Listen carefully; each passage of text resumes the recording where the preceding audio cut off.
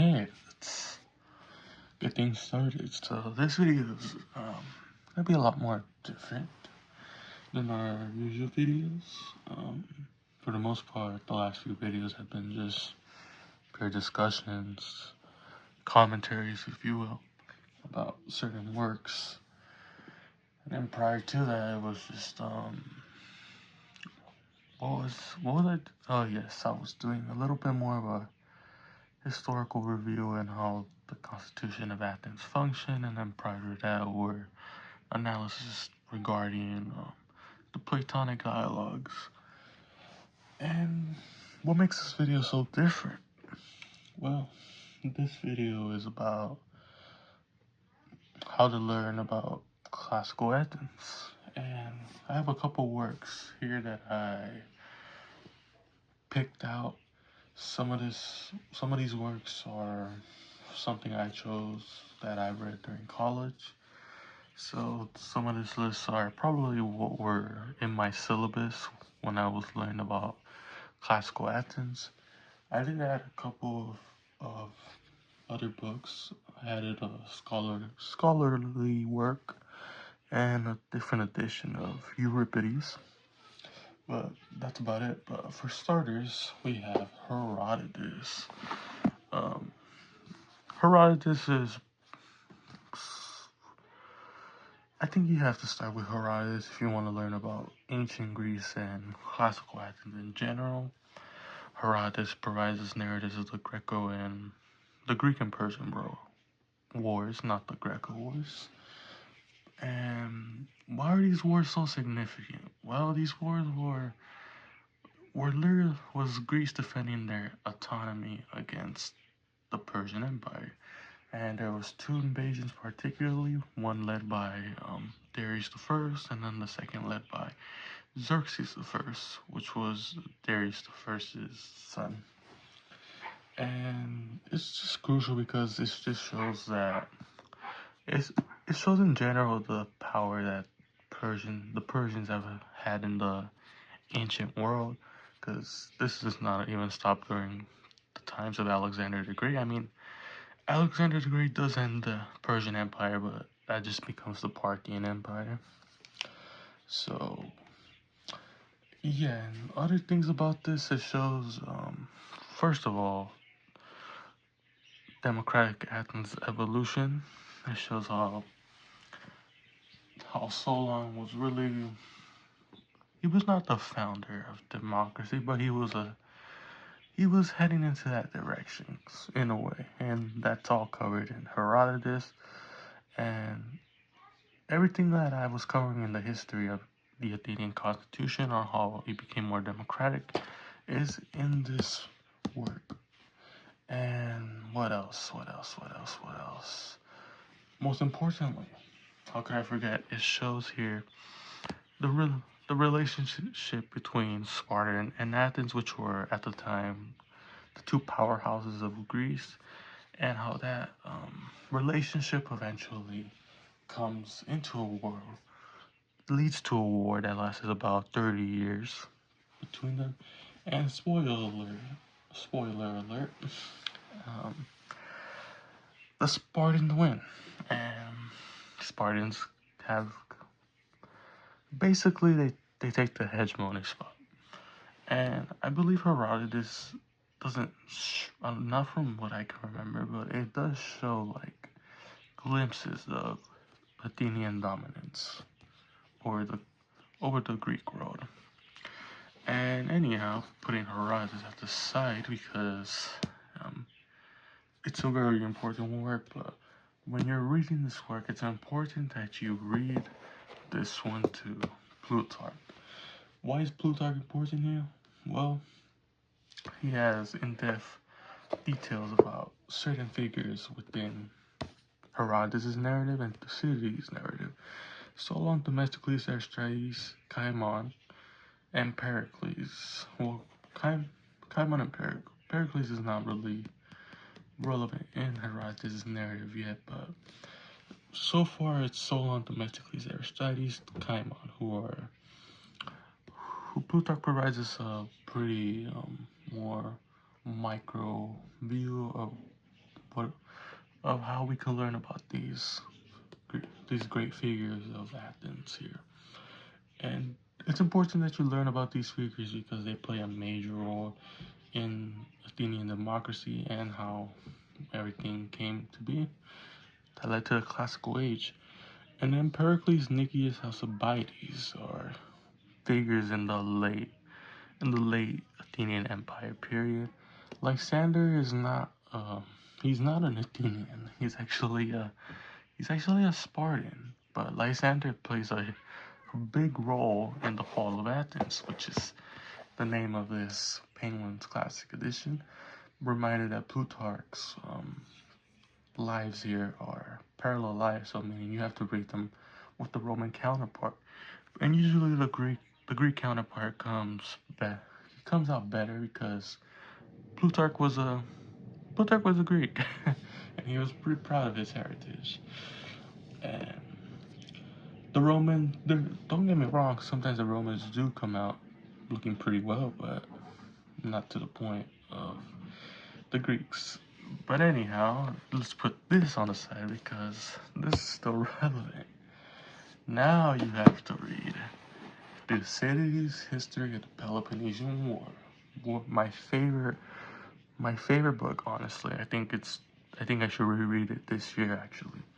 But why do you want to read this, you may ask? Well, this is just Athens. Well, it's not really Athens versus Sparta, because it's the Athenian League versus the Spartan League, because eventually there's conflict between the two city-states.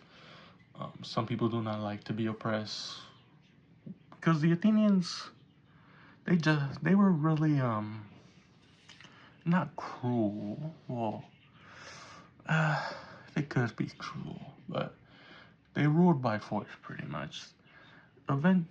Originally, the Athenian Empire was called the Delian League, which included various city-states. Why was this formed? You may be asking this Delian League. Well, it was formed to fight against Persians if they ever came back to Greece for a third invasion. And once all that died down, Athens really saw the opportunity and pretty much made this alliance made the city-states allied with her subjects, and that was really that was something the Spartans were not really in favor of, because the Spartans were like, oh man, this is like, I don't want to go to war with these guys, but I don't know what to do.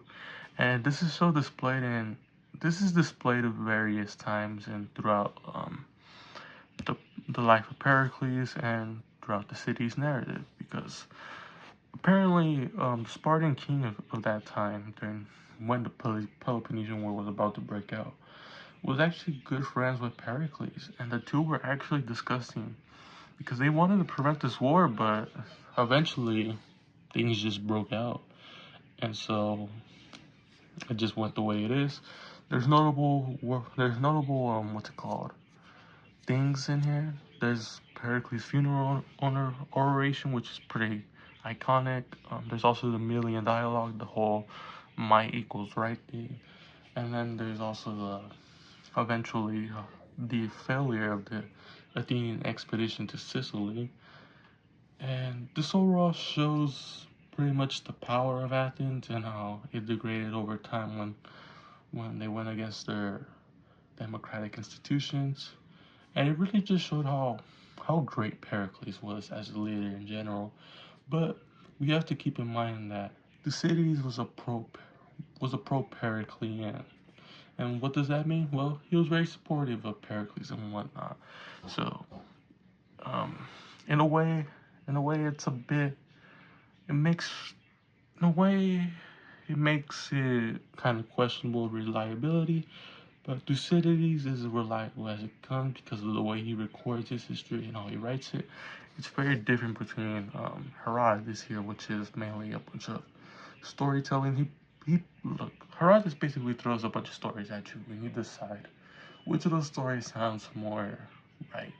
But Thucydides provides you the information as it was, and you read, you take that in, and that's about it.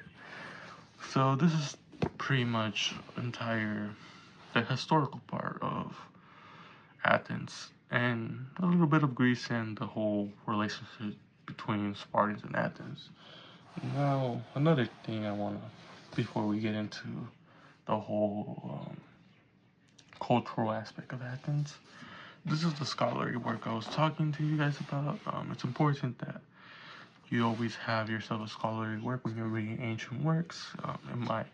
You'll get to see a more modern lens to it, a better understanding. I hope so. And most importantly, you could test the reliability of the three prior sources you read. One thing before we move on from this whole historical readings, Herodotus is considered to be unreliable, but Herodotus, in my opinion, is reliable. He provides you various accounts. Keep in mind, Herodotus, what he's reporting, even if some of the things he's reporting may sound ridiculous, he may not actually believe them, and that is actually very important, because you have to understand Herodotus before you read Herodotus. So, on your own time, if you wanna learn how to properly read Herodotus or how to view it, it's important that you do so. And Plutarch is not a biographer. Plutarch's lives were meant to show morals, all of that, all the philosophy. They're basically philosophic dialogues, pretty much. But they do provide you various details of an autobiography. And then Thucydides, there's not much to say. The guy's pretty accurate and one of the more praised. But he is unable to finish his work, actually, because he died. But anyways, let's move on to the cultural aspect of classical Athens. You may be wondering, what's the classical aspect? What's the cultural aspect? The three tragedians. So, Aeschylus, Sophocles, and Euripides. You should probably read. You don't have to read all these plays. You can if you want to. They're really good. But the Persians, particularly, I think it's important that you read the Persians. It just shows you how the Athenians really felt when they won the war against the Persians. And then Euripides and Sophocles, just really good playwrights. Sophocles in particularly, you should probably read all of these. This is a trilogy. This is the Theban plays.